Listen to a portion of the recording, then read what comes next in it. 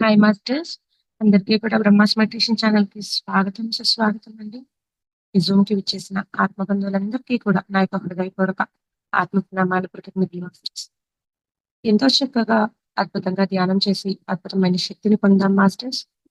ఒక 7 డేస్ వర్క్‌షాప్‌గా మనము పత్రిజీ ప్రబోధాలు వర్క్‌షాప్ అనేది చేస్తూ ఉన్నాము. డే 5 వరకు నిన్నటితో ముగిసింది మాస్టర్స్. ఈరోజు డే 6లోకి ఎంటర్ అయ్యాము. ప్రతిరోజు కూడా ఒక్కొక్క మాస్టర్ ద్వారా అద్భుతంగా ఒక్కొక్క టాపిక్ ద్వారా ఈ జ్ఞానాన్ని అందుకుంటూ ఉన్నాము. సజ్జన సాంగత్యంగా కూడా చేస్తూ ఉన్నాము. ఇంత చక్కటి ఆధ్యాత్మిక ప్రయాణానికి కారణమైన మనందరి గురువు గారైన బ్రహ్మశ్రీ సుభాష్ పత్రి సార్‌కి కూడా అనంత కోటి ఆత్మ ప్రణామాలు తెలుపుకుంటూ వారిని కూడా ఈ జూమ్ సెషన్‌లోకి ఇన్వైట్ చేసుకుందాం మాస్టర్స్. ఈరోజు డే 6లోకి ఎంటర్ అయ్యాం మాస్టర్స్.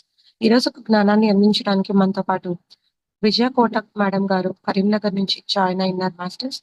ఈరోజు ఒక టాపిక్ నష్టము, కష్టము, అవమానము, ఆధ్యాత్మిక ప్రగతికి మెట్లు అనే ఒక టాపిక్‌తో మేడం జ్ఞానాన్ని అందుకుందాం. ముందుగా మేడంని మనం సగర్వంగా జూమ్ సెషన్‌లోకి ఇన్వైట్ చేసుకుందాం మాస్టర్స్. మేడం మీకు బ్రహ్మాస్ మెడిటేషన్ ఛానల్‌కి స్వాగతం, సుస్వాగతం madam. Thank you so much madam. Over to you madam. Brahmas zoom వేదికకి మరియు యూట్యూబ్ ఛానల్‌కి అందరికీ కూడా నా యొక్క హృదయపూర్వక నమస్కారము. మరి మనందరి గురువు మైత్రేయ బుద్ధుడు బ్రహ్మర్షి పితామహ పత్రిజీకి, స్వర్ణమాల అమ్మ పత్రిజీకి నా యొక్క ప్రణామాలు. అందరికీ నా యొక్క నమస్కారము. పత్రిజీ లైవ్గా మరియు పిఎంసి ద్వారా కరోనా టైంలో ముఖ్యంగా ఎంతో విస్తారమైనటువంటి జ్ఞానాన్ని మన యొక్క పిఎస్ఎస్ఎం కుటుంబానికి అందించి ఉన్నారు. మరి వారి యొక్క ఆ సందేశాలను సంకలనం చేసి పత్రిజీ ప్రబోధాలు మానవాళికి మేలుకొల్పులు అనేటువంటి ఒక అద్భుతమైనటువంటి గ్రంథాన్ని మరి టీం జగద్గురు సభ్యులందరూ కలిసి బుక్ రూపంలోకి తీసుకురావడం జరిగింది. మరి అది జ్ఞానం ఒక్కటే కాదు, ఎంతో శక్తితో కూడినటువంటి ఒక అద్భుతమైన గ్రంథం అది. సో ప్రతి ఒక్కరూ దాన్ని కూడా తప్పకుండా తీసుకొని ఇంకా చదవడం ద్వారా ఎంతో మనము ఆ గురువు గారి యొక్క శక్తి చైతన్యంతో ఏకత్వంలోకి వెళ్ళిపోతాము. ఇంకా చక్కగా ఉంటుంది. సో బుక్ కూడా అందరూ చదవాలి. మరి ఈ రోజు మనము సారి యొక్క అజ్ఞాన సందేశాల నుండి నష్టము, కష్టము, అవమానము, ఆధ్యాత్మిక ప్రగతికి మెట్లు. సారు ఇచ్చే జ్ఞానం అంతా కూడా ఒక డిఫరెంట్ యాంగిల్లో ఉంటుంది. ఏదో మామూలుగా గురువులు శిష్యులను మభ్యపెట్టడానికో, ఆకట్టుకునే విధంగానో, వాళ్ళకి సంతోషాన్ని కలిగించాలనో ఏదో చెప్పడం కాదు. ఏది చెప్తే ఇంకా ఏం చెప్పాల్సిన అవసరం లేదు, ఏది వింటే ఇంకా ఏది వినాల్సిన అవసరం లేదు, ఏది చేస్తే ఇంకా ఏది చెయ్యాల్సిన అవసరం లేదు, అలాంటి ఒక అత్యద్భుతమైనటువంటి ఆ స్థితికి స్థాయికి తీసుకుని వెళ్ళే విధంగా మరి యొక్క సారి యొక్క జ్ఞానం ఉంటుంది. మరి ఎన్లైటన్మెంట్ అనే పదము అందరము వినే ఉన్నాము. ఎన్లైటన్మెంట్ దాన్నే తెలుగులో మరి దివ్య జ్ఞాన ప్రకాశము అంటారు. ఎన్లైటన్మెంట్ కావాలి అనుకునే ప్రతి ఒక్కరూ ఈ 3 కోరుకోవాలి అని చెప్తారు. ఈ మూడింటిని స్వీకరించాలి, అంగీకరించాలి. ఏంటా 3? 1 నష్టము, 2 కష్టము, 3 అవమానము. కానీ సామాన్య మానవులు అమ్మ బాబో మాకు నష్టాలొద్దు, కష్టాలొద్దు, అవమానాలు అంతకంటే వద్దు అంటారు. కానీ ఏదైతే ఒక సామాన్య మానవుడు స్వీకరించడానికి, అంగీకరించడానికి, అనుభవించడానికి ఇష్టపడరో, భయపడతారో, బాధగా తీసుకుంటారో, మరి అలాంటివి మన యొక్క ఆధ్యాత్మిక ప్రగతికి మెట్లు అని చెప్తున్నారు. మరి మనము ఒక శిఖరాగ్రానికి చేరుకోవాలి అంటే మరి కింది నుండి పై వరకు ప్రయాణం చెయ్యాలి. మరి అలా ఒక్కో మెట్టు ఎక్కుకుంటూ వెళ్ళినప్పుడు ఏదో ఒక రోజు ఏదో ఒక సమయానికి ఆ శిఖరాగ్రాన్ని మనము రీచ్ అవ్వడం అనేది జరుగుతుంది. మరి అలాగే మనము మన యొక్క పూర్ణాత్మ నుండి అంశగా విడువనినటువంటి మనము మన యొక్క ఆత్మ ప్రయాణం మొదలైపోయింది. ఎన్నో యుగ యుగాలుగా ఎన్నో జన్మలు తీసుకుంటూ వచ్చాము. మరి ఎవరైతే ఈ ధ్యానంలోకి వచ్చారో, ఆధ్యాత్మికతలోకి వచ్చారో, వాళ్ళందరూ కూడా చివరి ఆఖరి జన్మ అని చెప్తారు సార్. మరి నష్టము, కష్టము, అవమానము ఎలా మనకి మన యొక్క ఆధ్యాత్మిక ప్రగతికి దానికి సంబంధం ఏంటి అనే దానికి మరి ఎన్నో చక్కటి మనకి ఎగ్జాంపుల్స్ కూడా ఇక్కడ సార్ ఇస్తారు. మరి శ్రీరామచంద్రుడు తెల్లవారితే పట్టాభిషేకము. ఆ సమయంలో మరి అతని తండ్రి అయినటువంటి దశరథ మహారాజు ఏం చెప్తాడు? అడవికి వెళ్ళాలి, అరణ్యవాసం చెయ్యాలి అని చెప్తారు. మరి రాముడు ఏం చేశాడు? తండ్రి మాటను స్వీకరించాడు, అంగీకరించాడు. ఏం చేశాడు? 14 సంవత్సరాలు అరణ్యవాసం చేశాడు. అతను ఒక రాజు. చిన్నప్పటి నుండి మరి ఎంతో గారాబంగా 3 తల్లుల ప్రేమతో అల్లారు ముద్దుగా పెంచబడ్డాడు. మరి అలాంటి ఆ రాజు తెల్లవారితే ఇక రాజ్యానికి రాజు కాబోయే సమయంలో ఇలాంటి వార్త అతన్ని చెలింపచేసిందా? లేదు. అదే నిశ్చల స్థితిలో ఉన్నాడు. అదే నిర్మలత్వంతో ఉన్నాడు. ఎందుకంటే ఆత్మారాముడు ఆత్మస్థితిలో ఉన్నాడు. ఏం చేశాడు? నాకు అది నష్టమని భావించాడా? లేదు. కష్టం అనుకున్నాడా? లేదు. అవమానంగా తోచిందా ఆయనకి? లేదు. దాన్ని అమలు చేశాడు. మరి పంచపాండవులు కూడా 11 సంవత్సరాలు అరణ్యవాసము, 1 సంవత్సరం అజ్ఞాతవాసము చేశారు. 12 సంవత్సరాలు అరణ్యవాసము, 1 సంవత్సరం అజ్ఞాతవాసము. మరి వాళ్ళు అరణ్యాలలో ఉన్నప్పుడు కూడా, అలాగే అజ్ఞాతవాసంలో ఉన్నప్పుడు కూడా కౌరవులు వాళ్ళను వెంటాడుతూ వాళ్ళని ఎన్నో రకాలుగా చంపడానికి, బాధలకి గురి చేయడానికి ఎన్నో ప్రయత్నాలు చేశారు. మరి పంచపాండవులు దాన్ని నష్టంగా భావించారా? కష్టంగా భావించారా? అవమానంగా ఫీల్ అయ్యారా? లేదు కదా. మరి ఆ రామాయణమే రాముని యొక్క ఆత్మ కథనే రామాయణం అంటాము. మరి ఆ రామాయణం ఎలాగో మన పిరమిడ్ మాస్టర్స్ ఈ పిఎస్ఎస్ఎం ద్వారా జరుగుతున్న కథ అంతా కూడా పిరమిడాయనం అంటారు. ఎందుకంటే ఇక్కడ కూడా అన్నీ ఉన్నాయి. దాంట్లోకి వచ్చిన వాళ్ళకి అర్థం అవుతుంది. కానీ ఎన్ని ఉన్నా కూడా మన ప్రయాణాన్ని మనం ఎంతో ఎంజాయ్ చేస్తూ ఉన్నాము. మన జీవితానికి ఒక పరిపూర్ణత్వం తెచ్చుకుంటున్నాము. ఒక అర్థము, పరమార్థముతో కూడినటువంటి జీవితాన్ని మనం ఈరోజు అనుభవించగలుగుతున్నాము. ఎందుకంటే మనము ఈ ఆధ్యాత్మికతలోకి వచ్చాము.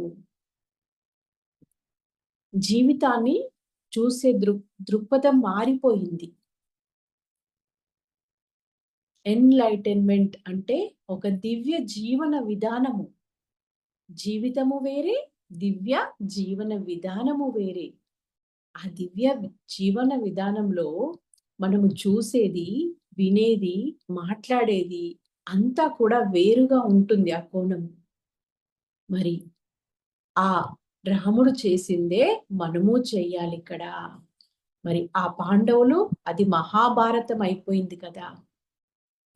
మన పిరమిడ్ భారతం ఇది.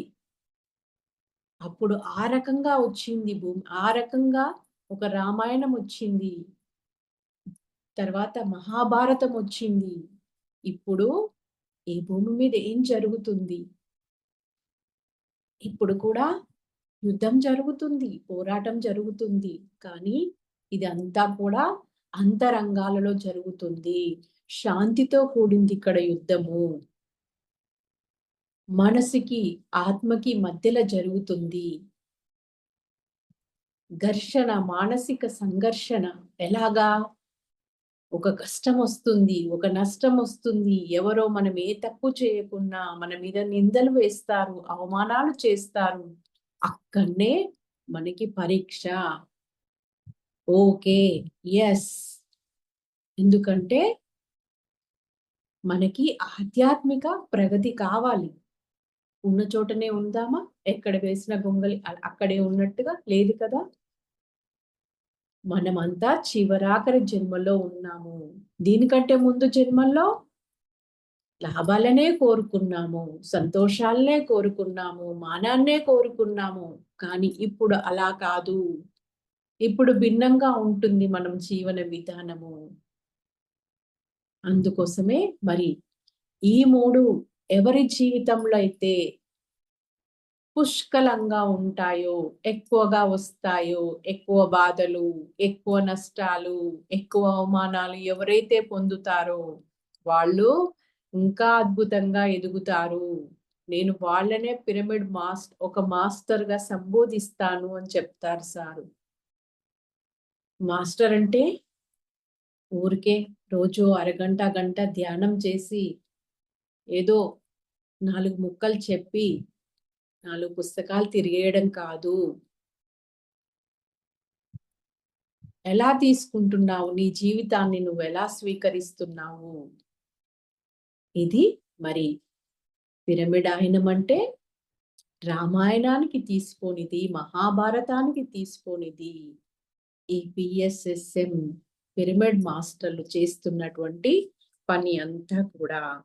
మరి దీన్ని ఇంకేం చెప్తారంటే మన యొక్క సిలబస్ అని చెప్తారు. పిఎస్ఎస్ఎం యొక్క సిలబస్. ఇక్కడ ఒక చిన్న స్టోరీ చూద్దామండి. ఒకసారి ఒక శిల్పి ఒక అడవి మార్గం గుండా నడుచుకుంటూ వెళ్తున్నాడంట. వాళ్ళ వాళ్ళ దృష్టి ఎలా ఉంటుంది? కళాత్మకంగా ఉంటుంది కదా.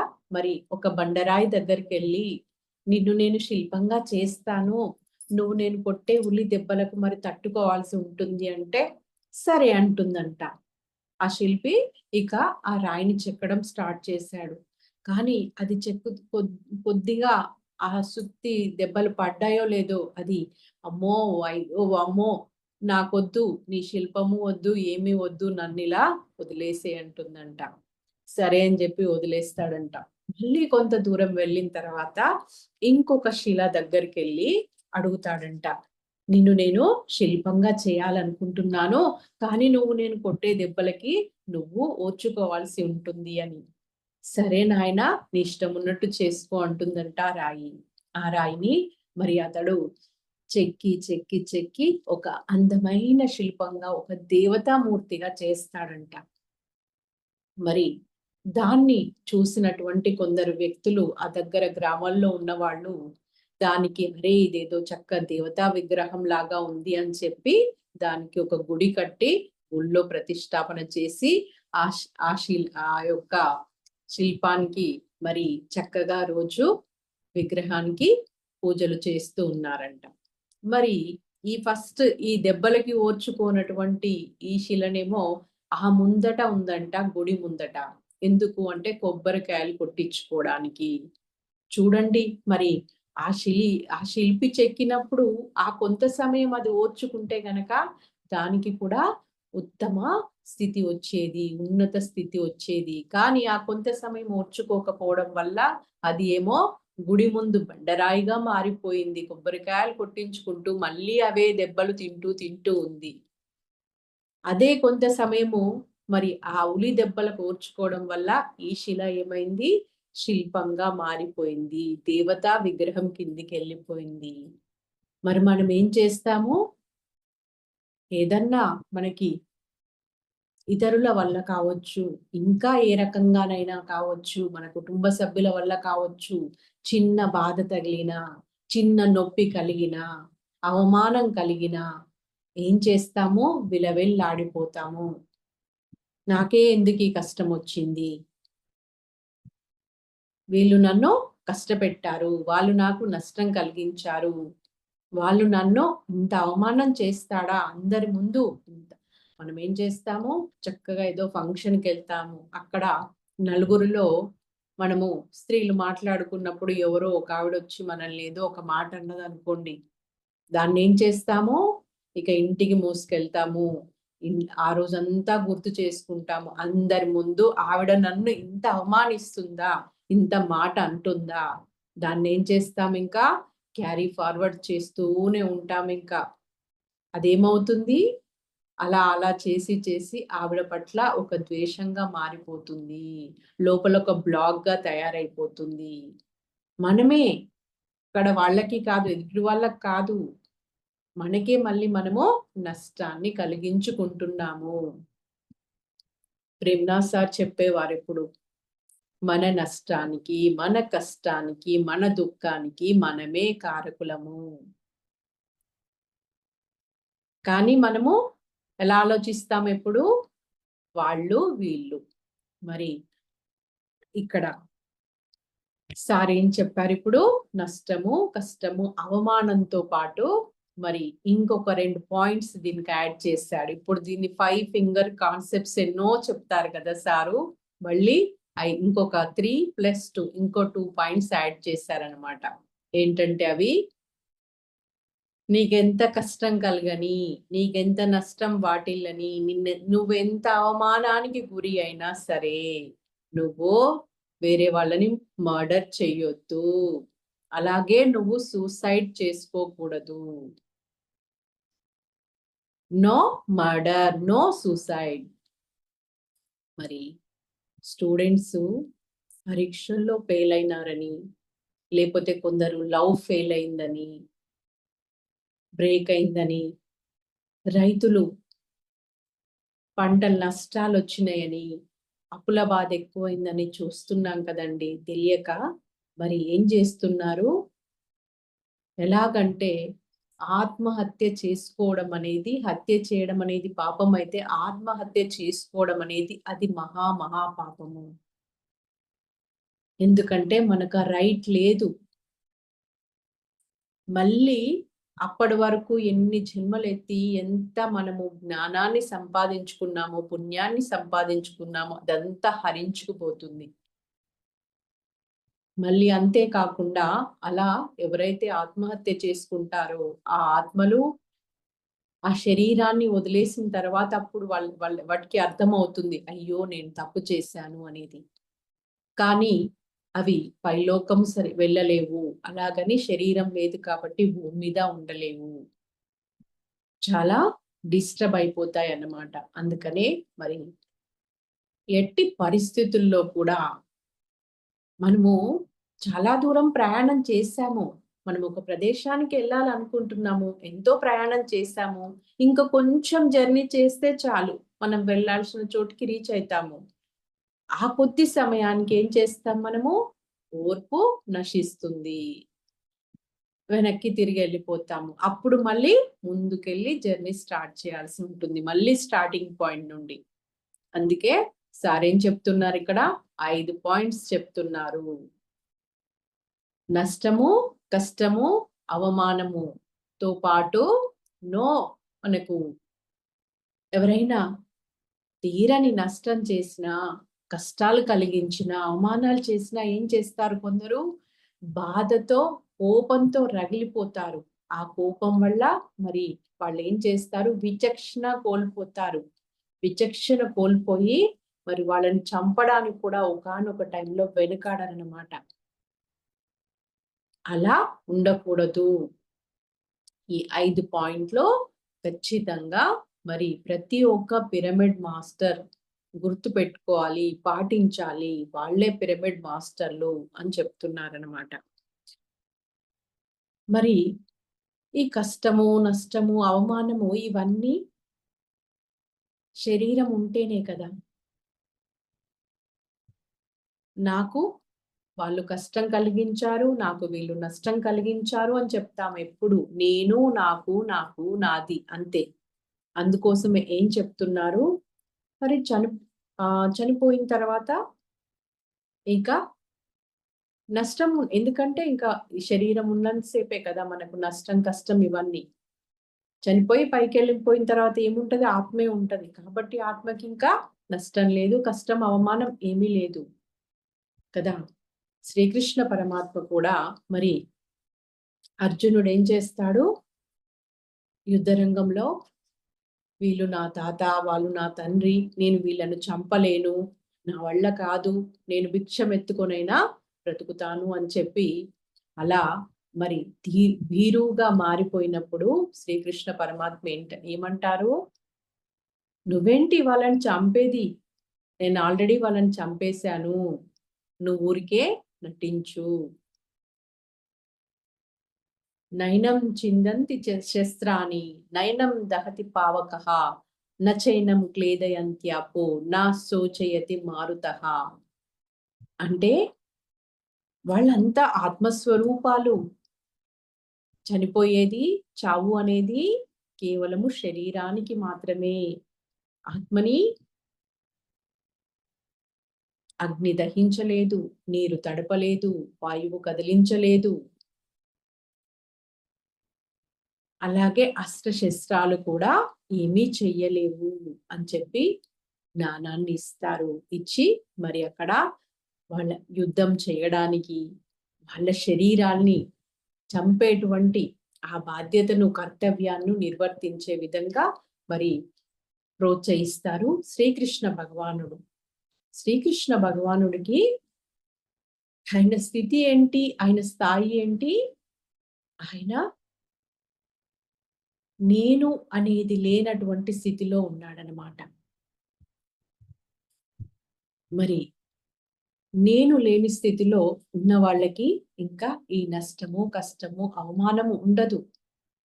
మరి అలాంటి స్థితిలో ఎవరుంటారు అంటే, ఎవరైతే ఆత్మ జ్ఞానంతో ఆత్మ జ్ఞానాన్ని పొందుతారో, అంటే నేను ఈ శరీరము కాదు, నేను ఆత్మ పదార్థాన్ని, నేను అంతటా ఉన్నాను, అన్నీ నేనే అనేటువంటి ఆ సత్యాన్ని, ఆ తెలుసుకుంటారో, ఆ జ్ఞానాన్ని ఎవరైతే పొంది ఉంటారో మరి వాళ్ళకి ఇవన్నీ ఉండయన్నమాట. వాళ్ళు వీటన్నిటిని అధిగమిస్తారు. మరి ఇక్కడ ఒక చక్కటి శ్లోకం ద్వారా కూడా శ్రీకృష్ణ పరమాత్మ దీనిని ఇంకా వివరిస్తారనమాట. ఆ బ్రహ్మ భువనాల్లోక పునరావర్తినోర్చున మాముపేత్యతు కౌంతేయ పునర్జన్మ న విద్యతే. ఆ బ్రహ్మ భువనాల్లోక అంటే ఈ విశ్వంలోని అన్ని లోకాల్లో, పునరావర్తినోచన అంటే మళ్ళీ మళ్ళీ, అది శంకరాచార్యులు చెప్పినట్టు పునరపి జననం, పునరపి మననం, పునరపి జననీ జఠరే శయనం, మళ్ళీ మళ్ళీ తల్లి గర్భంలోకి రావాల్సిందే. మాముపేత్యతు కౌంతేయ పునర్జన్మ న విద్యతే. కౌంతేయ, ఓ కుంతి పుత్రుడైనటువంటి అర్జునుడా, అర్జున, మరి ఎక్కడి వరకు వెళ్ళినా కూడా రావచ్చునట. మనకి 7 లోకాలు ఉంటాయండి. మనం నివసించేది భూలోకము. భూలోకము, భువర్లోకము, సువర్లోకము, జనాలోకము, మహాలోకము, తపోలోకము. ఆ బ్రహ్మ భువనాల్లోక అంటే తపోలోకం వరకు, బ్రహ్మదేవుడు ఉండేటువంటి లోకము తపోలోకం అన్నమాట. అంటే నీవు ఆ బ్రహ్మలోకం వెళ్ళినా కూడా మళ్ళీ జన్మ తీసుకోవాల్సిందే. శ్రీకృష్ణ పరమాత్మ ఉండే లోకము సత్యలోకము. అంటే ఆ తపోలోకానికంటే కూడా ఉన్నతమైనటువంటి లోకము. అక్కడికి చేరుకునే వరకు మళ్ళీ మళ్ళీ జన్మలు తీసుకోవలసిందే అని చెప్పి చెప్తున్నారన్నమాట. మరి అలాంటి స్థితిలోకి వెళ్ళాలి అంటే కావలసింది ఏంటి? నేనున్న స్థితికి నీవు చేరుకుంటే తిరిగి రావాల్సిన అవసరం లేదు. శ్రీకృష్ణ పరమాత్మ అర్జునుడితో చెప్తున్నాడు.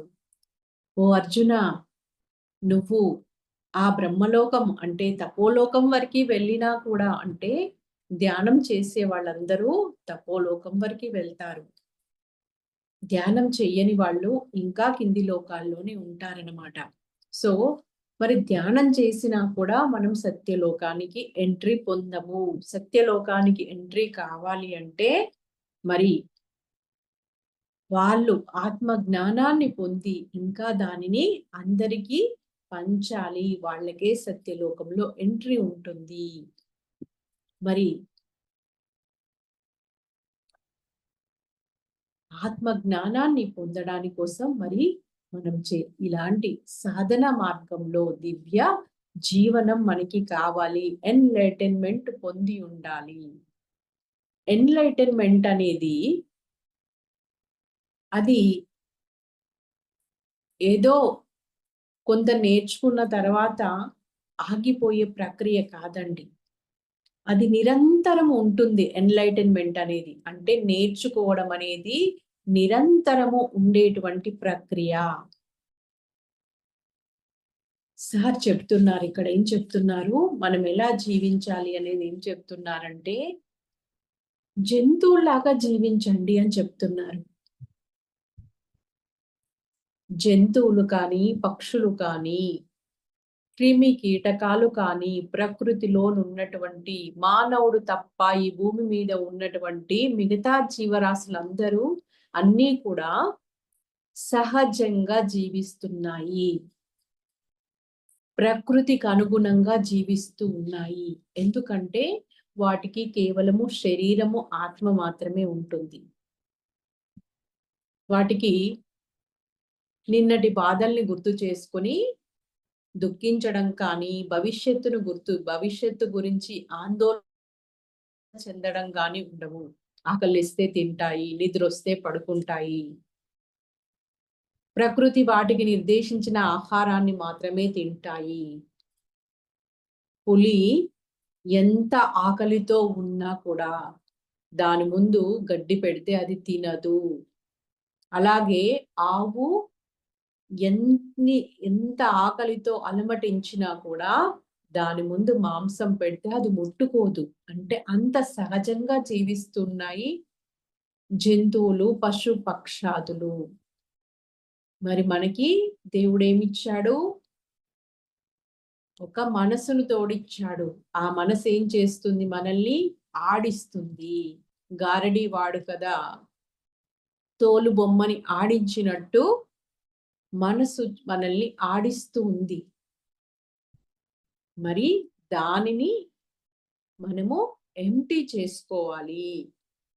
నేను చనిపోయిన తర్వాత ఇంకా మనకి నేను ఉండదు అని చెప్తారు. చనిపోయిన తర్వాత కాదు, చావక ముందే చావాలి. మరణించిన తర్వాత నేను వెళ్ళిపోవడం కాదు. నేను అంటే నేను, నాది, ఈ అహం అనేది ఏదైతే ఉందో, మనం ఈ శరీరంలో ఉండగానే నేను ఉండకూడదు. నేను మాత్రమే ఉండాలి ఇక్కడ. నేను లేకపోయినా కూడా అది అంతటికీ వెళ్తుంది. అన్ని పనులు చేస్తుంది. అన్ని సాధనలు చేస్తుంది. ఎందుకంటే అక్కడ నేను, నాది అనేది లేదు. అలాంటి నేను లేని స్థితికి వెళ్ళడమే. వెళ్ళిన వాళ్ళకి ఈ నష్టము, కష్టము, అవమానము, ఈ 5 పాయింట్లు వాళ్ళు అంగీకరిస్తారు, స్వీకరిస్తారు, అనుభవించడానికి రెడీగా ఉంటారు. మనకి ఒక సామెత ఉంటుంది. అగ్నిలో దగ్ధమైనప్పుడే మరి అపరంజికి వన్నె అని చెప్తారు. అపరంజి అంటే బంగారము. ఆ బంగారము నార్మల్‌గా మరి దాన్ని అగ్నిలో వేసి ఆ కంసాలి దాన్ని రకరకాలగా దానికి ప్రయోగాలు చేస్తాడు. అప్పటి వరకి ఉట్టి అది బంగారపు ముద్దనే. కానీ దానికి వన్నె ఎప్పుడు వస్తుంది? ఒక బంగారము హారంగా ఎప్పుడు మారిపోతుంది? దాన్ని సుత్తితో కొడతాడు, అగ్నిలో వేస్తాడు, నిప్పులో వేస్తాడు. దానికి ఎన్నో రకాల మరి ప్రయోగాలు చేస్తాడు. మరి అలాగా ఒక పూర్ణాత్మ నుండి అంశగా వచ్చినటువంటి మన యొక్క ఆత్మ ఒక శరీరాన్ని ధరించి జీవుడుగా మారిపోయిన తర్వాత మనకి కూడా ఇవన్నీ కూడా మన యొక్క ఆత్మ పరిపూర్ణ స్థితి పొందడానికి, ఎదగడానికి, ఆధ్యాత్మికంగా ఎదగడానికి మనకి ఈ అనుభవాలు, ఈ పాఠాలు మనకి తప్పనిసరి అని చెప్పి చెప్తున్నారన్నమాట. సో మరి అందుకే ఏది జరిగినా కూడా మన జీవితంలో అంగీకరించడము, యాక్సెప్ట్ చేయడము, నా మంచికే జరిగింది. కృష్ణ పరమాత్మ మనకి చెప్తూ ఉంటారు. నా జీవితంలో ఇప్పటి వరకు ఏదైతే జరిగిందో అంతా నా మంచికే జరిగింది. ఇప్పుడు ఏదైతే జరుగుతున్నదో అది కూడా నా మంచికే జరుగుతుంది. భవిష్యత్తులో ఏదైతే జరగనున్నదో అది కూడా నా మంచికే. ఒక చిన్న స్టోరీ ద్వారా ఈ మంచికే అనేది చూద్దామండి. ఒక రాజుగారు ఉంటారు, అతనికి ఒక మంత్రి ఉంటారు. ఆ మంత్రికి ఒక హ్యాబిట్ ఉంటుంది. ఏదన్నా జరగని అంతా మన మంచికే రాజా అంటుంటాడు. ఇద్దరు కలిసి ఒకసారి అడవికి వేటకి వెళ్తారనమాట. ఆ అడవిలో కొంత దూరము వాళ్ళు గుర్రాల మీద వెళ్తారు. కానీ కొంత దూరము కాలినడకన నడవాల్సి ఉంది. ఆ కాలి నడకలో నడుస్తూ ఉన్నప్పుడు మరి రాజుగారికి ఒక బండరాయి తగిలి ఆ చిటికన వేలు విరిగిపోతుందన్నమాట. అప్పుడు మంత్రి ఏమంటాడంటే, రాజా అంతా మన మంచికే జరిగింది అంటాడు. రాజుకి కోపం వచ్చేస్తుంది. నాకు వేలిపోయి నేను బాధపడుతుంటే నువ్వు మంచికే జరిగింది అంటావా అని చెప్పి కోపం వచ్చి భటులను పిలిచి జైల్లో పెట్టేసేయండి అని పెట్టిస్తాడు. అలాగా మళ్ళీ రాజు వేట కంటిన్యూ చేస్తాడు. కొంత దూరం వెళ్ళిన తర్వాత అక్కడ కొందరు ఒక గ్రామ దేవతకి ఒక మనిషిని బలి ఇవ్వాలని చూస్తారు. అంతలో రాజు కనిపిస్తాడు. రాజుని తీసుకెళ్లి ఇక బలి ఇవ్వడానికి రెడీ అయిపోతారు. మరి బలి ఇచ్చే ముందు ఆ బలి తీసే వ్యక్తి ఏం చేస్తాడు, అతన్ని పైనుండి కింది వరకు ఒకసారి అబ్జర్వ్ చేస్తాడు. చేసేసరికి కాలికి వేలు కనిపించదు. అమ్మో, ఈ అంగవైకల్యం ఉన్న వ్యక్తిని బలి ఇస్తే అమ్మోరికి కోపం వస్తుంది, ఓ నాయనా బతుకు జీవుడా అనేసి రాజును వదిలేస్తాడనమాట. అప్పుడు ఆ మంత్రి మాటలు రాజుకి అప్పుడు అంగీకారం అవుతాయి. ఓహో, మంత్రి ఏది జరిగినా మన మంచికి అని అందుకే అంటాడా? ఇప్పుడు నాకు ఆ కాలికి వేలు తెగిపోవడం వల్లనే కదా వీళ్ళు నన్ను వదిలేశారు. అరే, మా మంత్రి చాలా మంచివాడు, చాలా బుద్ధి జ్ఞానం ఉన్నవాడు, అన్ని ముందు చూపుతో మాట్లాడతాడు, నేను అనవసరంగా అతన్ని జైల్లో పెట్టించాను అని చెప్పి మళ్ళీ భటులతోని మంత్రిని పిలిపించుకొని చక్కగా అతనికి సన్మానం చేస్తాడు. చేసి అతనికి ఒక క్వశ్చన్ వేస్తాడు. సరే నాయనా, మరి ఇది నా కాలుకి దెబ్బ తగిలి వేలిపోవడం అనేది నాకు మంచే జరిగింది, ఓకే. మరి నేను తీసుకెళ్లి నిన్ను జైల్లో పెట్టాను కదా, దీనివల్ల నీకేం మంచి జరిగింది అని అడుగుతాడనమాట. చాలా మందికి ఆన్సర్స్ గురించే ఉంటుంది. సో అప్పుడు మంత్రి చెప్తాడు, రాజా, మీతో పాటు నేను గనుక వేటలో ఉండి ఉంటే నాకు ఎలాంటి అంగవైకల్యం లేదు కదా. సో వాళ్ళు ఆ గ్రామ దేవతకి మీకు బదులు నన్ను బలి ఇచ్చేవాళ్ళు. దీనివల్ల నాకు మంచే జరిగింది కదా అంటాడు. అంటే మీరు నన్ను జైల్లో పెట్టడం అనేది నా మంచికే జరిగింది కదా, దీనిలో నాకు మంచి ఉంది కదా అని చెప్పి అంటాడు. సో అందుకనే జీవితంలో ప్రతి క్షణాన్ని, ఎవ్రీ మూమెంట్ ని కూడా మనము పాజిటివ్ గా థింక్ చేయాలి. దానిని సద్వినియోగం చేసుకోవాలి. ఒక్కొక్కసారి మనం ఎక్కడో ఉంటాము, జర్నీలో ఉంటాము, చాలా మంది విసుక్కుంటారు, బోర్ ఫీల్ అవుతారు, అమ్మో ఇంకెప్పుడు వస్తుంది. దానికి బదులు చక్కగా ధ్యానం చేసుకోవచ్చు, లేదు మంచి సంగీతం వినవచ్చు, ఎక్కడో వెయిట్ చేయాల్సి వస్తుంది ఫ్రెండ్ కోసము, లేదు బస్ స్టాపుల్లో. అక్కడున్న చుట్టూ ఉన్నటువంటి ఆ నేచర్‌ని చూడొచ్చు, అందరిని గమనించొచ్చు. ఎన్నో విషయాలు మనము ప్రతి ఒక్కళ్ళ దగ్గర నుండి నేర్చుకోవాలండి. ఆ నేర్చుకునే దృష్టి ఉండాలి. గమనిస్తే కానీ మనము నేర్చుకోలేము. ప్రతి ఒక్కళ్ళ దగ్గర నుండి నేర్చుకోవాలి. సార్ ఏం చెప్తారంటే ఇంకా ఇందులో మనము జంతువుల దగ్గర నుండి నేర్చుకోవాలి. వాటికి మనం నేర్పించేది ఏమీ లేదు. మనమే వాటి నుండి నేర్చుకోవాలి అని చెప్తారు. ఆ కాకి ఏం చేస్తది? ఎంగిలి గింజలు తింటది. అయినా అది అసహ్యించుకుంటదా వాటిని? ఇష్టంగా, తృప్తిగా తింటది. పంది చూడండి, బురదలో పండి బొర్లినా కూడా దానికి ఎలాంటి ఫీలింగ్ ఉండదు. మరి కుక్క ఇంత పట్టెడన్నం పెడితే అది ఎంత విశ్వాసం చూపిస్తుంది మనకి.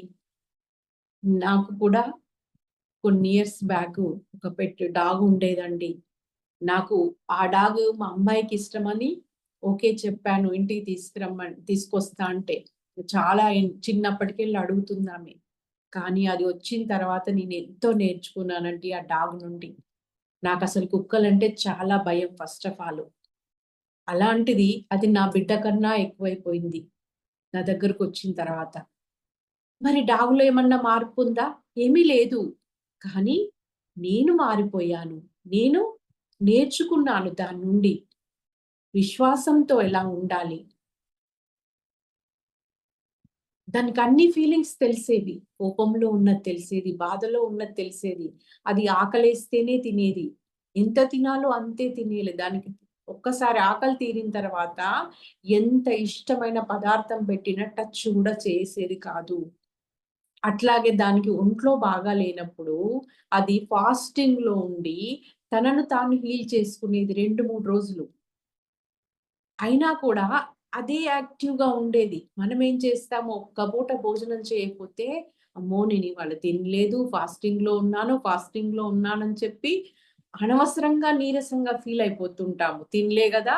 మళ్ళా నాకు చేత కావట్లేదు ఒక ఫీలింగ్ తెచ్చిపెట్టుకుంటాము. కోకిల ఎంత మధురంగా గానం చేస్తుంది. చిలుక ఎంత చక్కగా మాట్లాడుతుంది. చీమలు ఎంత యూనిటీగా ఉంటాయి. ఒక్క చీమొస్తే చాలు ఏదన్నా పదార్థం పడితే వందల వేల చీమలొచ్చి చేరుతాయి అక్కడ. వాటికి టెలిపతి ఉంటుంది వాటన్నింటికి. పావురాలు పైన పక్షులు చూడండి. ఫస్ట్ ఒకటే పక్షి కనిపిస్తది. ఒక్క 2 నిమిషాలలో ఒక పక్షుల గుంపు ఫార్మ్ అయితదక్కడ. అంటే ఎంత యూనిటీగా ఉంటున్నాయసలవి. ఒక జంతువుకి ఆపద వాటిల్లితే మిగతా జంతువులన్నీ అరుస్తూ వాటిని ప్రొటెక్ట్ చేయడానికి అవి ఎంతో వాటి ప్రాణాన్ని కూడా అడ్డు పెడతాయి. అంతటి ఒక త్యాగ గుణం ఉంటుంది. ఒక ప్రేమ ఉంటుంది. కరుణ ఉంటుంది ఆ జీవుల్లో. మరి ఇవన్నీ నేర్చుకోవాలి. మానవుడు కూడా సహజంగా జీవించాలి.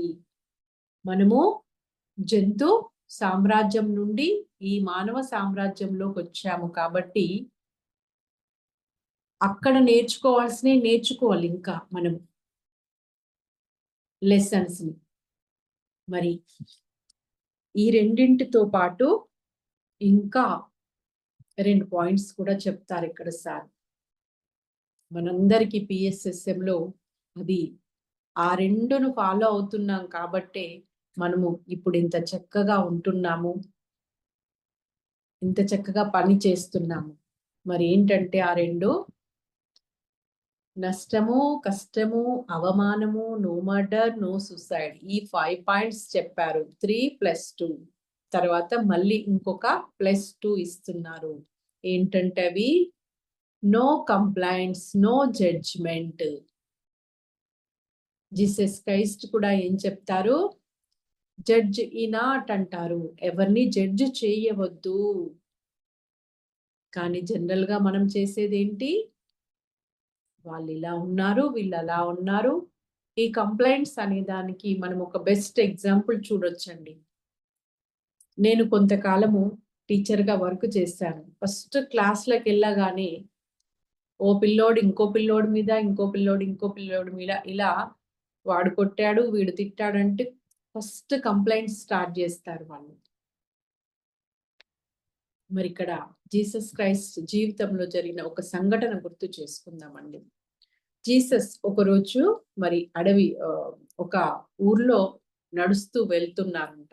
వెళ్తూ ఉన్నప్పుడు ఒక దగ్గర చాలా మంది ఒక వేశ్యని రాళ్లతో కొడుతున్నారంట. అప్పుడు జీసస్ అంటారంట వాళ్ళతో, ఆగండి, మీలో తప్పు చేయని వాళ్ళు ఎవరైనా ఉంటే వాళ్ళు మాత్రమే ఆవిడ మీద రాయి విసిరండి అంటారంట. అనగానే అందరూ రాళ్ళు కింద పడేస్తారంట. అంటే ప్రతి ఒక్కరికి అంతరాత్మ ఉంటుందండి. ఆ అంతరాత్మకి తెలుసు, నేను కూడా తప్పులు చేశాను. ఎప్పుడో ఒకప్పుడు మనిషిగా పుట్టిన ప్రతి ఒక్కరు కూడా తప్పులు చెయ్యని వాళ్ళంటూ ఎవ్వరూ ఉండరు. కానీ ఆ తప్పుల నుండి నేర్చుకోవాలి మనము. వాటిని రిపీట్ కాకుండా చూసుకోవాలి. మరి మనం ఏం చేస్తాం ఎప్పుడు? ఎదుటి వాళ్ళ లోపల లోపాలే చూస్తాము, తప్పులే చూస్తాము. కానీ సార్ ఎప్పుడేం చేసేవారు? ఒకరు తన దగ్గరకు వచ్చిందంటే ఫస్ట్ వాళ్ళలో ఉన్నటువంటి ఆత్మని మాత్రమే చూసేవారు. వాళ్ళలోనున్న ఆ గుడ్ క్వాలిటీస్, గ్రేట్ క్వాలిటీస్ నే చూసేవారు. గత జన్మల్లో వాళ్ళు చేసిన సాధన ఇప్పుడు ఏం చేయగలరు? వాళ్ళని ఎలా గైడ్ చెయ్యాలి? వాళ్ళకి ఏ మాటలు చెప్పాలి? ఏ రకంగా బుద్ధి చెప్పాలి? ఇవన్నీ కూడా మరి చూసి ఆ రకంగా ప్రతి ఒక్కరికి కూడా ఎన్నో రకాలుగా గైడెన్స్, సపోర్ట్ అందించారు. కాబట్టి ఇప్పుడు ఇంత పెద్ద సొసైటీ ఫామ్ అయిపోయింది. సో మళ్ళీ ఇంకొక 2 పాయింట్స్ యాడ్ చేస్తారనమాట. మొత్తము 7 పాయింట్స్. మళ్ళీ ఒకసారి రిపీట్ చేసుకుందాము. నష్టము, కష్టము, అవమానము, no murder, no suicide, no complaint, no judgement. ఇంకా చెప్తున్నారు, ఇవన్నీ ఎవరికైతే ఉంటాయి, నేను అందరికీ బాగా ఉండాలని కోరుకుంటున్నా ఇవన్నీ అని చెప్తారు. ఎందుకంటే మీ అందరి ఆత్మ ఎదుగుదల నేను కోరుకుంటున్నాను. మీరు ఆత్మ జ్ఞానులు కావాలని నేను అనుకుంటున్నాను. ఇంతకుముందు జన్మల్లో మనము సుఖాలు, మానము, సంతోషాలు ఇవే కోరుకున్నాము. కానీ ఇప్పుడు అలా కాదు. ఆఖరి జన్మల్లో ఉన్నారు మీరు. అందుకని వీటిని ఇష్టపడండి, అంగీకరించండి.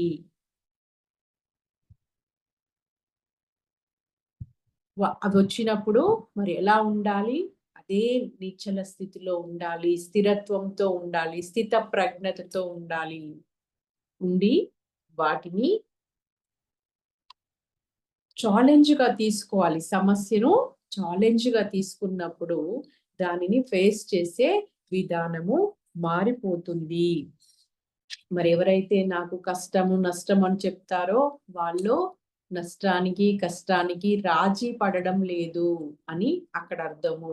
మరి అలాంటి వాళ్ళు ఎవ్వరూ కూడా ఈ సొసైటీలో మరి ఇమడలేరు, నిలబడలేరు, నిలదొక్కుకోలేరు. ఎందుకంటే ఇక్కడ ఈ భూమి మీద ఎలాగైతే రకరకాల మనస్తత్వాలతో కూడినటువంటి మనుషులు ఉంటారో, పిఎస్ఎస్ఎం ఒక మినీ ఎర్త్.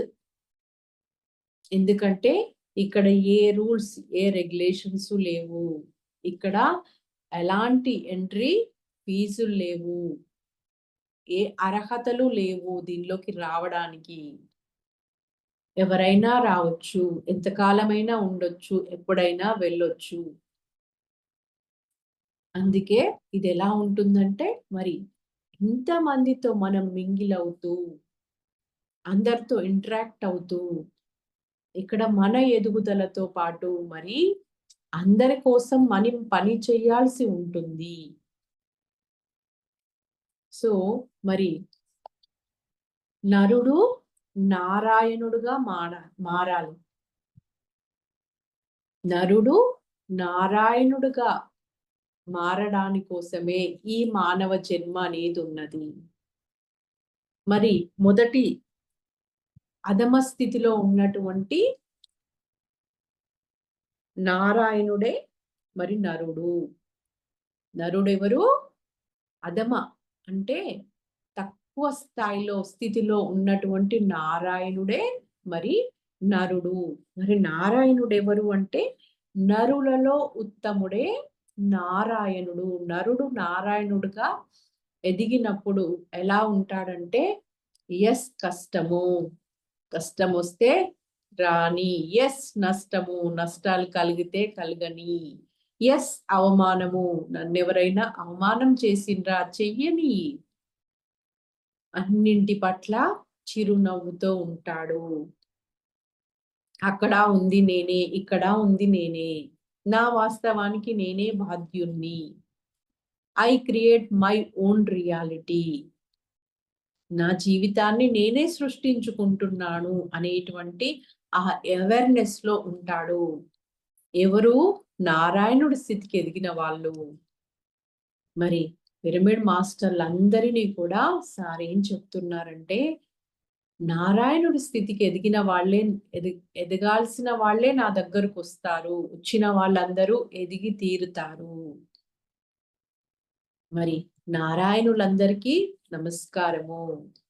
జూమ్ లో ఉన్నటువంటి నారాయణులందరికీ నమస్కారము. భూమి మీద ఉన్న నారాయణులందరికీ నమస్కారము. నారాయణుడు కాబోయే వాళ్ళందరికీ కూడా నమస్కారము. మరి నరుడు నారాయణుడుగా ఎదిగినప్పుడు ఎలా ఉంటారంటే ఎంత ఎదుగుతే మనకు ఒక సాంగ్ ఉంటుంది కదా, అంత వినయంతో ఉంటారు. ఇక్కడ ఒక ఎగ్జాంపుల్ చూద్దామండి. మహాభారత సంగ్రామం జరుగుతుంది. 10 రోజులు గడిచిపోయింది. భీష్మ పితామహ చాలా విజృంభిస్తున్నారు. పాండవుల సైన్యాన్నంతా సర్వనాశనం చేస్తున్నారు. ఇక ఆ భీష్ముని ఎదుట, భీష్మ పితామహ ఎదుట నిలబడడం ఎవరి తండం కావట్లేదు.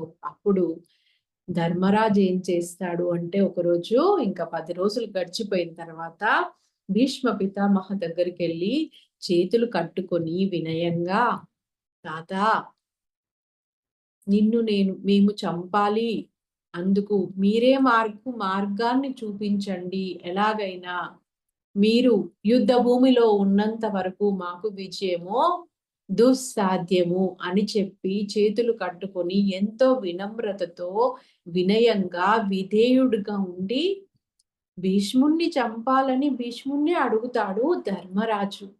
మరి అప్పుడు ఆ సమయంలో భీష్మ పితామహ ఏం చెప్తాడట అంటే నవ్వుతూ, అంటే ఆ ధర్మరాజు యొక్క వినయానికి, ఆ విధేయతకు తను అచ్చెరు ఉంది ఆనందపడి ఆ అతన్ని చంపడానికి ఉన్నటువంటి ఆ సీక్రెట్ ని తెలియజేస్తాడనమాట.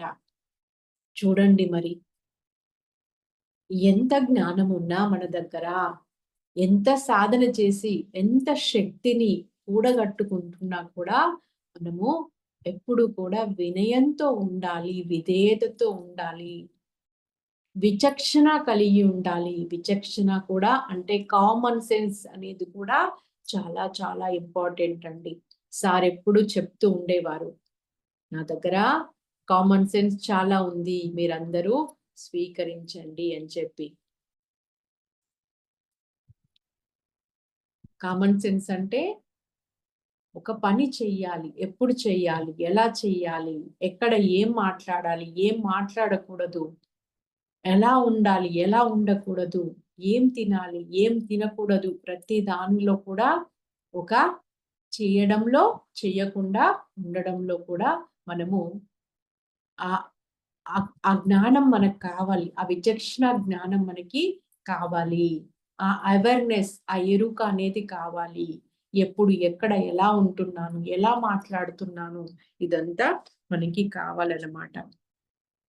సో మరి సారు ఈరోజు మనకి ఈ చక్కటి జ్ఞానాన్ని అందించారు.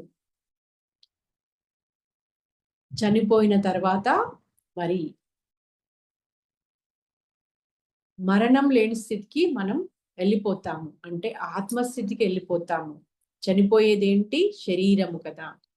సో ఆ చనిపోయిన తర్వాత నేను లేని స్థితికి వెళ్ళడం కాదు.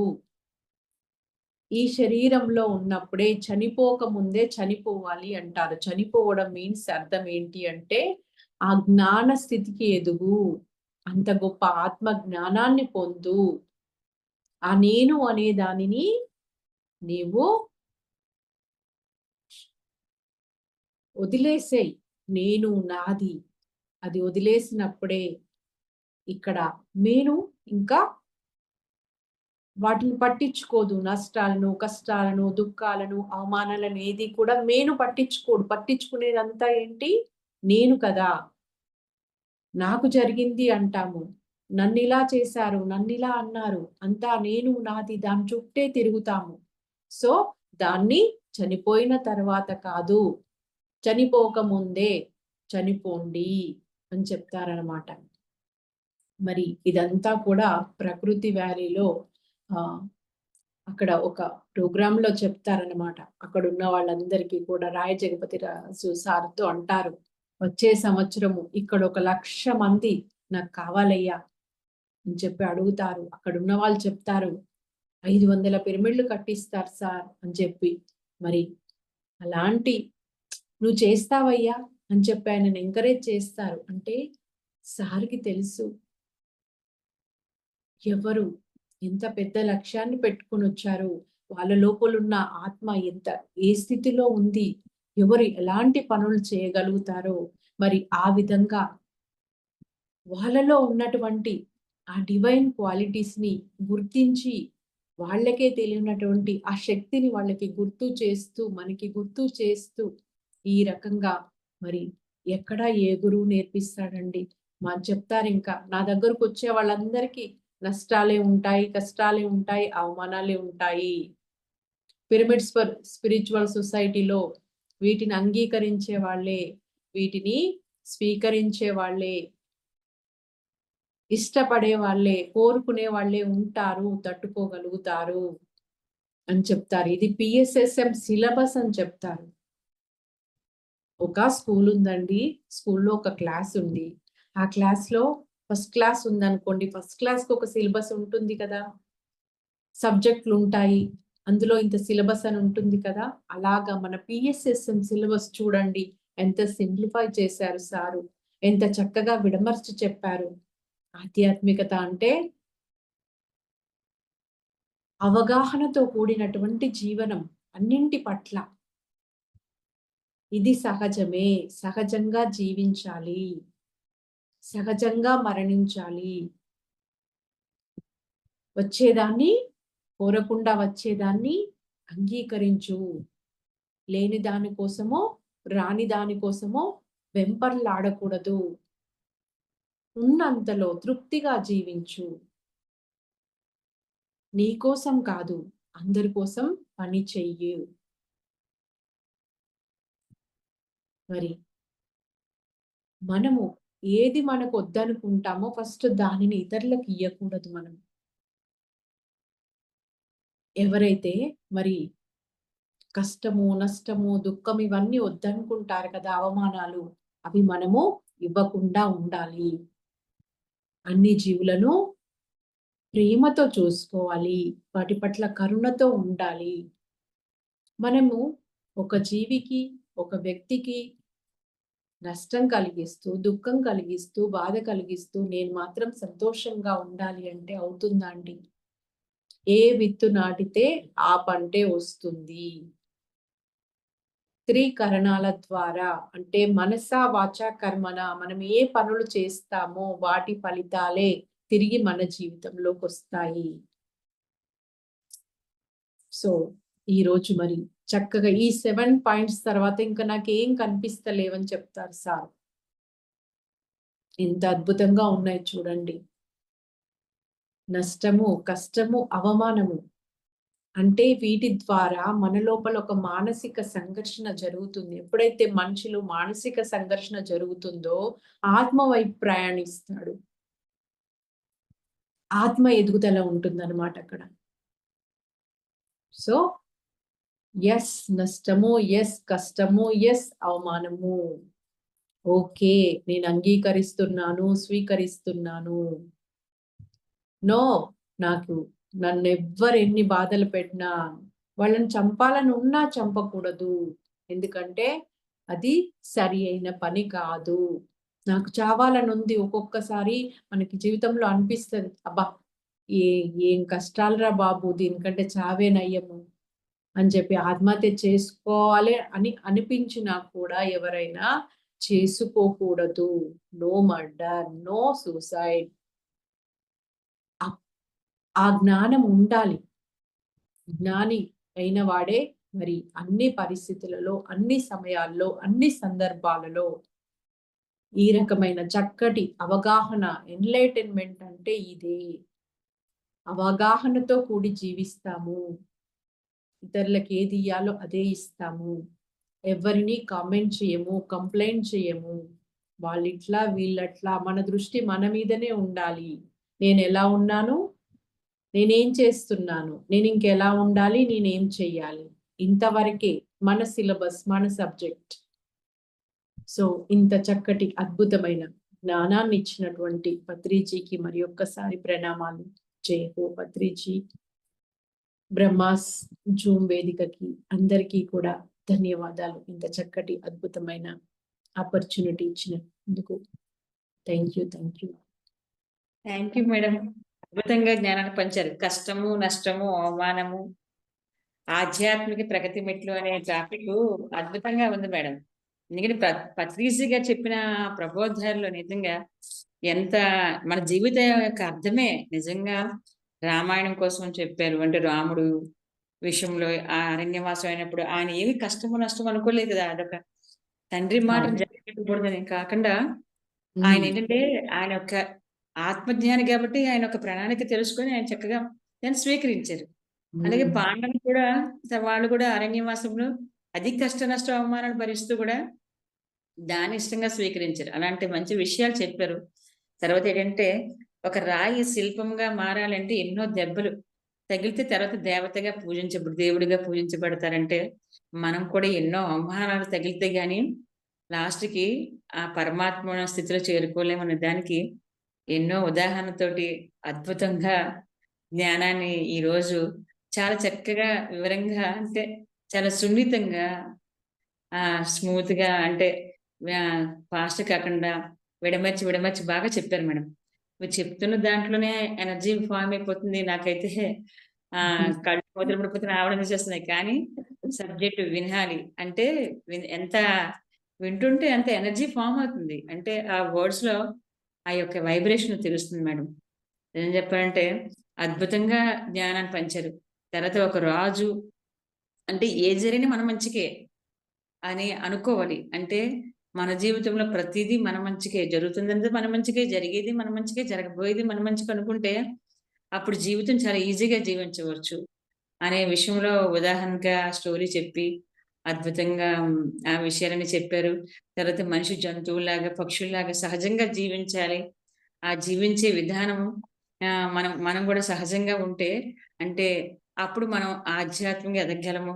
మనలో అవమానము, నష్టము, కష్టము, సూసైడ్, ఆత్మహత్య గాని, అలాగే హత్య చేయడం గాని, నో జడ్జ్‌మెంట్, నో కామెంట్ అనేవి 7 సూత్రాలు మహానుభావుడు ఏదైతే అందించారో అది ఆ పుస్తకంలో వివరణ చాలా అద్భుతంగా మీరు ఈరోజు ఆ టాపిక్ తీసుకొని అద్భుతంగా మాకు వివరించినందుకు బ్రహ్మాస్ మెడిటేషన్ ఛానల్ ద్వారా చాలా చాలా ధన్యవాదాలు మేడం.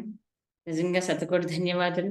మాస్టర్స్ ఎవరైనా మేడంతో మాట్లాడాలంటే మాట్లాడండి. అందరికీ అన్మ్యూట్ ఇచ్చున్నారు. కాబట్టి ఒకసారి అందరూ కూడా మేడంకి ఏమైనా డౌట్లుంటే అడగండి. లేదు అనుకుంటే ఎలా క్లాస్ ఎలాగుంది, మీకు ఏం అర్థమైంది కూడా కనుక్కోండి మాస్టర్స్ ఎవరైనా మాట్లాడితే మాట్లాడండి. అందరికీ అన్మ్యూట్ చేస్తున్నారు. Thank you madam. ఎంతో చక్కటి మళ్ళీ బ్రీఫ్‌గా సబ్జెక్ట్ అంతా ఇచ్చేశారు. ఈ రామాయణాలు, భారతాలు ఉన్నదంతా కూడా మనం స్ఫూర్తిని పొంది మనం ఆచరించడానికే ఉన్నాయి అవన్నీ. వాటిలోని అర్థాల్ని పూర్తిగా గ్రహిస్తూ ఏదో కథల్లాగా చెప్పుకొని వింటూ ఎంజాయ్ చేయడానికి కాదు. అది ఇప్పుడు మనకు పత్రిజీ వచ్చిన తర్వాత అర్థమవుతుంది. అదివరకి జస్ట్ పాటల్లాగా వింటూ ఎంజాయ్ చేసడానికే ఉన్నట్టుండేది అనుకునేది. అవును మేడం. మేడం చాలా బాగా చెప్పిండ్రు. మీరు చెప్పడం అన్నది చాలా ఇన్వాల్వ్ అయిపోయి చెప్పారు. అంత సబ్జెక్ట్ లోపల పూర్తి స్థాయిలో ఇన్వాల్వ్ అయిపోయారు. లీనం, తెలుగులో చెప్పాలంటే మంచి లీనం అయిపోయింది. లీనమైపోయి ఆ లీనమైన పరిస్థితి కనబడుతుంది. లీనమైపోయి చెప్పారు. చాలా అద్భుతంగా చెప్పారు. తర్వాత నాకు బాగా నచ్చిన అంశము, నేను అనేది అక్కడ ఉండకూడదు. నేను ఒక్కటే ఉండాలి. నేను ఉంటుంది కానీ నేను లేకపోవడమే ఎన్లైటన్మెంట్. ఎంత సింపుల్ గా ఉంది, కాంప్లికేటెడ్ గా ఉంది. అంత కష్టము అనిపించదు చదువుతుంటే. చాలా ఈజీ వర్డ్స్ తోటి చెప్పారు. కానీ దాన్ని స్టడీ చేస్తే మాత్రం చాలా డీప్ గా. పత్రిజీ గారు ఆయన మనకు ఇవన్నీ అందించడానికే వచ్చినవాడు. ఈ నాలెడ్జ్ అంతా అందించడానికి వచ్చినవాడు. ఒక్కసారి మనం పత్రిజీ గారు ఉన్న కాలంలో మనం పుట్టటం, మనం ఉండటం, ఆయన నాలెడ్జ్ తీసుకోవటం మనం తీసుకున్న అదృష్టం. థ్యాంక్ యూ మేడం, చాలా బాగా చెప్పింది. Thank you. Thank you sir. Indira madam గారు, thank you sir, thank you very much. Indira madam గారు మాట్లాడండి. హలో, నమస్తే మేడం. నమస్తే మేడం. మాది కోరాపుట్ అండి. ఈవేళ మీరు చెప్పింది రోజు కొన్ని మాటలు అవి విన్నవే కానీ మాకు అంత హృదయానికి వెళ్ళలేదు. ఈవేళ మట్టుకు పూరా లోతుకి వెళ్ళిపోయిందండి. అంత బాగా చెప్పారండి. ఈ మాటలు అందరూ చెప్తున్నారు కొంచెం కొంచెం. మా అమ్మ అనేది అన్నతో రాయి కొడితే నేను అమ్మ అది శిల్పం అవుతుంది. చిన్నప్పుడు అమ్మ చెప్పినప్పుడు ఏంటంటే ఏదో చెప్తుంది ఏదో విన్నాం అన్నట్టు అయిపోయింది. కానీ ఇప్పుడు ఈ స్టేజ్ లో మీరు చెప్తే అది ఎక్కడికో మాకు హృదయానికి తగిలిందండి. చాలా బాగా చెప్పారు. తర్వాత కుక్కను పెంచింది కూడా మనిషిలా ఉందండి కుక్క. సేమ్ మీరు చెప్పినవన్నీ అది చేసిందండి. అది ఒకటి కళ్ళకి ఒక దీనిలాగా అద్భుతం లాగా అనిపించిందండి అది మీరు చెప్పగానే. ఒంట్లో బాగపోతే పిల్లలు వచ్చి కూర్చోరండి. అది మా కాళ్ళ దగ్గర, అది నేను లెగిసిన దాకా నా దగ్గర కూర్చొని ఉంటుంది. అది కూడా చాలా బాగా చెప్పారు. చాలా బాగుందండి. ఇంతవరకు నేను ఇలాంటివి వినడానికి ఎక్కువ ఇంట్రెస్ట్ ఉండింది కానీ ఎవరిని కలాలో తెలియలేదు. మీరు అందరి ద్వారా విని నాకు చాలా తృప్తి కలుగుతుందండి. చాలా ధన్యవాదాలు. థ్యాంక్ యూ అమ్మా, థ్యాంక్ యూ. అందరూ కూడా మాట్లాడాలి అమ్మా. నేర్చుకున్న దాన్ని పంచడం కూడా స్టార్ట్ చేయాలి ప్రతి ఒక్కరము. Thank you. Thank you madam, thank you. ఇంకెవరైనా మాట్లాడతారా మాస్టర్స్? ఎవరైనా మేడం తోటి? మేడం క్లాస్ ఎలాగుంది, అయితే మీకు ఏమైనా డౌట్స్ ఉంటే అడగొచ్చు. ప్రమిళ గారు మాట్లాడండి. నమస్తే రూపవతి మేడం. గారండి, ఆత్మ ప్రణామం. అమ్మగారండి, ఆత్మ ప్రణామం. అమ్మ మిమ్మల్ని అడిగే అంత మాకేం లేదు, మీతో మాట్లాడాలని మాట్లాడుతున్నాం. మా అమ్మగారి పేరు కూడా ప్రమీలానే మేడం. అవునా? చాలా హ్యాపీగా ఉంది. కానీ ఇప్పుడు లేదు తను. ఆ, చాలా హ్యాపీగా ఉంది. చాలా చాలా చక్కగా చెప్పారు. ముందు నుంచి కొంతవరకు కొంత అన్ని తెలిసినా మీరు చెప్పాక ఇంకా బాగా బోధన అయ్యింది. అవును. ఆ, అయితే అమ్మ, ఈ సూసైడ్ చేసుకొని చనిపోకూడదు అని అందరూ అంటారు. అది దానివల్ల ఏంటి తప్పు, ఏంటి ప్రాబ్లము, ఏంటి కొంచెం వివరిస్తారా? ఎస్ అమ్మా. ఉమ్, ఈ శరీరము భగవంతుడు, ప్రకృతి దేవతల చేత, ఉమ్, ఏంజెల్స్ చేత ఉమ్, తయారు చేయబడినటువంటి ఒక మహిమాన్వితమైనటువంటి ఇది ఒక దివ్య దేహం అన్నమాట. ఉమ్, సో మనం దేన్నైతే తయారు చేయలేమో దాన్ని డిస్ట్రాయ్ చేసే రైట్ మనకి లేదనమాట. ఇప్పుడు ఆత్మ ఏం చేసింది? నేను ఒక శరీరాన్ని సృష్టించుకొని వచ్చేస్తుంది లోపలికి వచ్చి, నేను ఈ జన్మలో నేను ఈ పాఠాలు నేర్చుకోవాలి, నేను ఇది చేయాలి, అది చేయాలి అని జన్మ తీసుకునే ముందు ఆత్మనే ప్రణాళిక వేసుకొని వస్తుంది అనమాట. ఉమ్, వచ్చి ఏం చేసింది మధ్యలో, ఇంకా తన ప్రణాళిక పూర్తి కాకముందే దాన్ని మధ్యలో ఆపేసిన వల్ల ఏమవుతుందంటే ఆ జీవి మళ్ళా శరీరం నుండి బయటకు వచ్చిన తర్వాత డిస్టర్బ్ అయిపోతుంది చాలా. బయటకు వచ్చాక కాస్త అర్థమైపోతుంది. అర్థమైపోయి ఏంటంటే ఇంకా పైకి వెళ్ళలేదు, అలాగని శరీరం కూడా లేదు కదా. అవును. అందుకనే మళ్ళా ఎవరో మహానుభావులు వచ్చి, మళ్ళీ ఉన్నతాత్మలు వచ్చి తనకి హెల్ప్ చేసే వరకు ఆ భూమి మీదనే తిరుగాడుతూ ఉంటారనమాట. జనరల్ గా ఇలా సూసైడ్ చేసుకున్న ఆత్మలు. ఉమ్, ప్లస్ ఏంటంటే మళ్ళీ జన్మ తీసుకున్నా కూడా ఇప్పుడు సపోజ్ ఒక 80 సంవత్సరాల వయసు పెట్టుకొని వచ్చి 40 సంవత్సరాలకి వెళ్ళిపోయిండ్రు అనుకో, ఇలా ఈ 40 ఉమ్, ఇయర్స్ నేర్చుకున్నదంతా కూడా డిస్ట్రాయ్ అయిపోతుంది అనమాట. ఉమ్, ఇంకోటి ఏంటంటే మనకి పురాణాల్లో వేదాల్లో కానీ భగవంతుడు చెప్పేది ఏంటి అంటే ఆత్మహత్య మహాపాపము అని చెప్తారన్నట్టు. ఎవ్వరూ ఆత్మహత్య చేసుకోకూడదు. అంటే అర్ధాంతరంగా ఆ శరీరాన్ని మనము ముగిపాలు చెయ్యకూడదు. అది సహజంగా మరణించాలంతే. ఆయుష్ తీరే వరకు ఉండాలి. ఉమ్, అది ప్రకృతి పెట్టిన నియమం అన్నమాట. మనం ఏం చేస్తున్నామో దాన్ని నియమాన్ని ఉల్లంఘించినప్పుడు అది ఒక పాపం అవుతుంది అన్నమాట.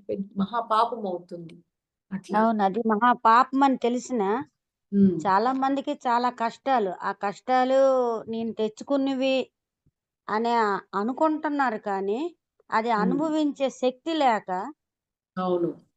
ఇటువంటి పనులు చేస్తున్నారు. ఇంకోటి అది ఏంటంటే జీవితం పట్ల కూడా ఈ జీవితం యొక్క విలువ వాళ్ళకి తెలియదు. ఈ శరీరం యొక్క విలువ తెలియదు. ఉమ్, మనం కొన్న ఇంటికి తెచ్చుకున్న ఒక వస్తువుకి మనం ఎంతో విలువిస్తాము. దాని మీద గీతలు పడొద్దు. గీత పడ్డా కూడా మన ప్రాణం విలువిల్లు ఆడుతుంది. కారు గీతలు పడితే, ఇంట్లో ఒక అవును, వస్తువు గీతలు పడితే, గిన్నెలకు ఈవెన్ గిన్నెలకి గీతలు గీతలు పడితేనే కట్టుకోలేం. మరి అట్లాంటిది అది ఒక మనిషి తయారు చేసింది, ఒక యంత్రం తయారు చేసింది. కానీ ఇది అలా కాదు. ఇది పరమాత్మ సృష్టి. ఇక్కడ ఉంది సాక్షాత్తు పరమాత్మయే. అవును. ఉమ్. మరి ఆ పరమాత్మ సృష్టి ఎంత విలువైంది చెప్పండి. అమ్మ ఎంతో పరమాత్మ పెద్ద సృష్టించారు యంత్రాంగం. కదా. ఈ శరీరంలో ఒక పెద్ద యంత్రాంగం పనిచేస్తుందమ్మా. అవును. ఒక ఫ్యాక్టరీలో ఎంతమంది వర్కర్లు పనిచేస్తారో అలాగా ఒక శరీరం నిర్మాణం కావడానికి కానీ, అది నిర్మాణం అయిన తర్వాత మనం ఈ జీవించి ఉండడానికి కానీ, మనం తిన్న ఆహారము శక్తిగా గ్లూకోజ్ గా మారడానికి లోపల ప్రకృతి దేవతలు పనిచేస్తూ ఉన్నారు. అవును, 18 దేవతలు. అలాంటిది ఒక అద్భుతమైన సృష్టి అది. ఉమ్, అది దొరకదు మళ్ళీ కావాలంటే. అది ఉమ్, రావడమే ఎంతో మనం పూర్వజన్మలో సుకృతం చేసుకుంటే గాని మానవ జన్మలోకి రాము. అలాంటిది అవును.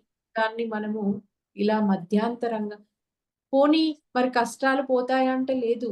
ఇప్పుడు ఈ జన్మలో ఏ కష్టాలైతే మనకు వస్తున్నాయో, ఏ బాధలైతే ఉన్నాయో అవి మళ్ళీ తప్పకుండా మళ్ళీ అనుభవించాల్సిందే.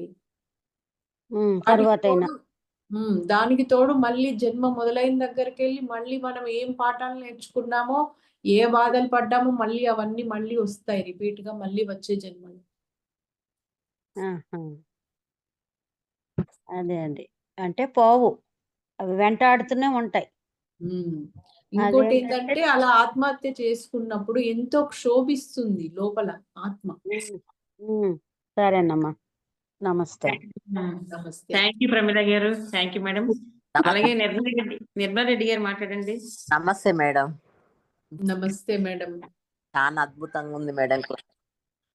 అదే ఇప్పుడు మేడం మేడం అడిగింది కదండి, దానికోసం కూడా నేను కూడా అదే అనుకున్నా. ఇప్పుడు నాకు కూడా అంత క్వాలిటీ తెలిసిపోయింది ఇది అని.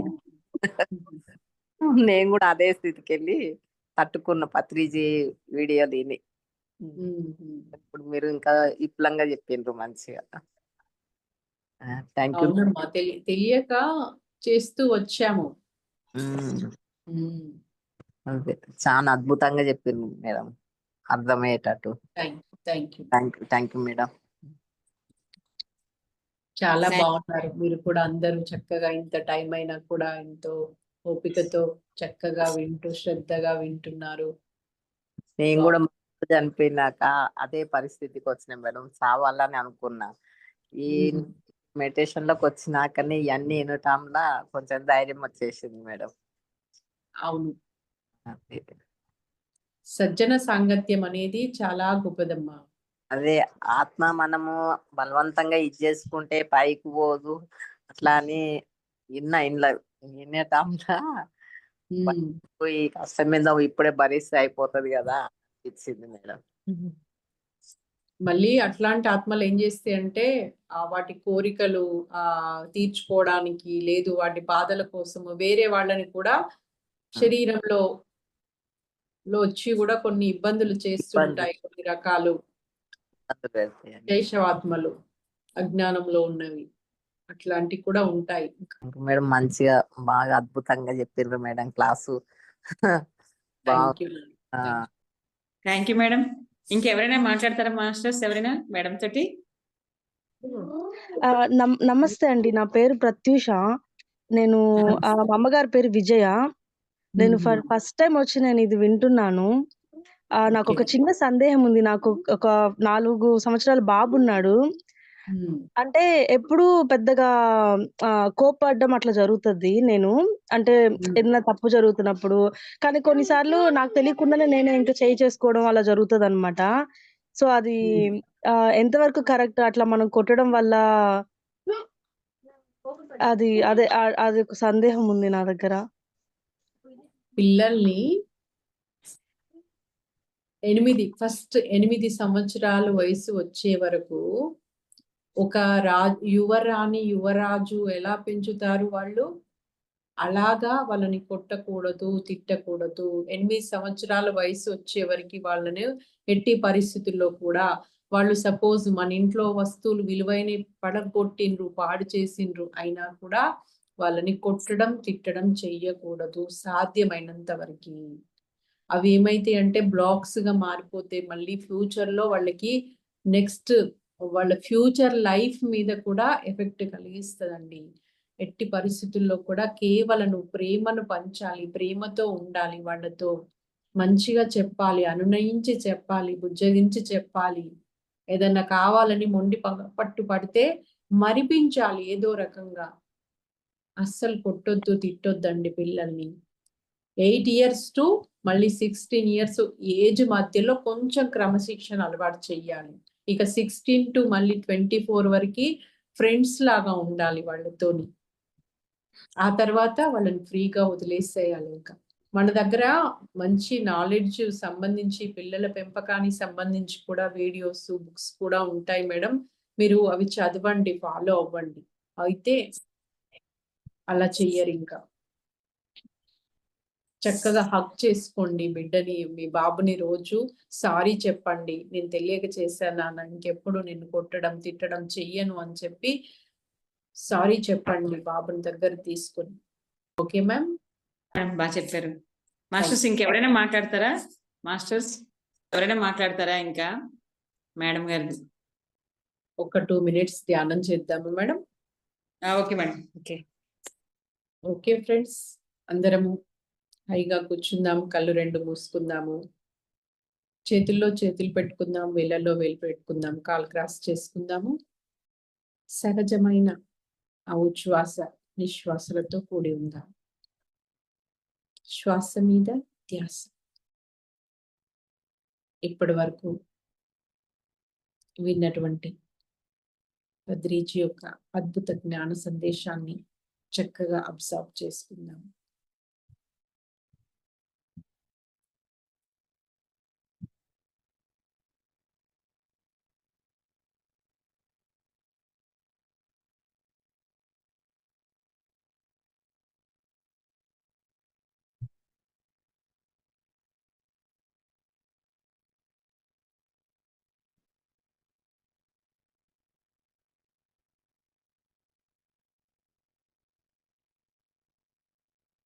Okay friends,